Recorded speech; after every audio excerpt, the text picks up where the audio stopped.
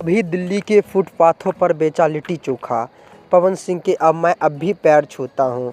कोलकाता में हुए Bhojpuri cinema screen and stage awards 2023 में हीरो खेसारी लाल यादव को सर्वश्रेष्ठ अभिनेता का खिताब हासिल हुआ। कभी दिल्ली के फुटपाथों पर लिट्टी चोखा बेचने वाला खेसारी का असली नाम शत्रुघ्न यादव है। पिता सिक्योरिटी गार्ड का काम करते थे और उन्हीं के साथ रहकर खेसारी ने अपने साथ पूरा जीवन में अपना संघर्ष का खिताब लिखा था।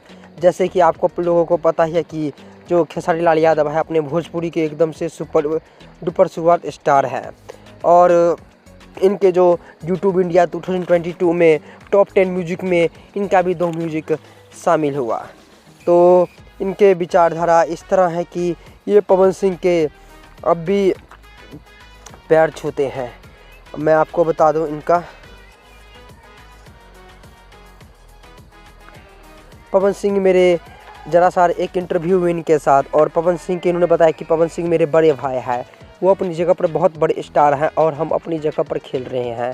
हमारे बीच एक स्वस्थ प्रतिस्पर्धा ही होना ही चाहिए। उनसे मेरा व्यक्तिगत लड़ाई कुछ भी नहीं है।